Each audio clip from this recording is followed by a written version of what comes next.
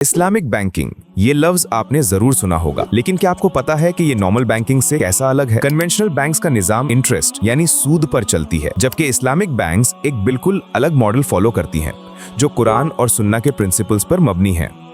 आज इस वीडियो में हम समझने की कोशिश करेंगे कि इस्लामिक और कन्वेंशनल बैंकिंग में असल फर्क क्या है। इंटरेस्ट यानी रिबा कन्वेंशनल बैंकिंग का बेस ही इंटरेस्ट पर होता है।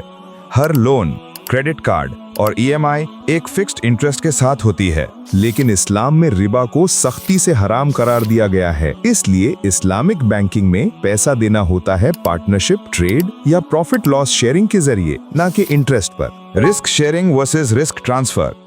कन्वेंशनल बैंक्स बोरोवर पर पूरा रिस्क डालती हैं। अगर बिजनेस फेल भी हो जाए, बैंक को अपना इंटरेस्ट वैसे ही चाहिए होता है। लेकिन इस्लामिक बैंकिंग एक इंसाफ पर मबनी निजाम है।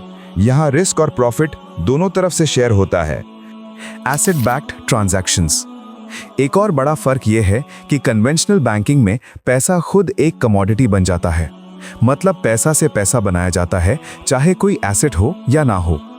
इस्लामिक बैंकिंग में हर फाइनेंसिंग के पीछे एक रियल एसेट होना जरूरी है, जैसे घर, जमीन या माल। Ethical investment. कन्वेंशनल बैंकिंग हर तरह के बिजनेसेस में इन्वेस्ट करती है, चाहे वो अल्कोहल हो, गैम्बलिंग हो या एंटरटेनमेंट, जो इस्लाम में मना है। लेकिन इस्लामिक बैंकिंग सिर्फ हलाल और एथिकल बिजनेसेस में इन्वेस्ट करती है, जहां इंसानियत का नुकसान ना हो। इस्लामिक बैंकिंग का असल मकसद सिर्फ प्रॉफिट कमाना नहीं, बल्कि एक ऐसा निज़ाम क्रिएट करना है जो इंसाफ, बरकत और इंसानियत के लिए मुफीद हो। ये एक सिस्टम है जो एक्सप्लॉयटेशन को ख़त्म करता है और रिस्क को सबके दरमियान इंसाफ से बांटता है।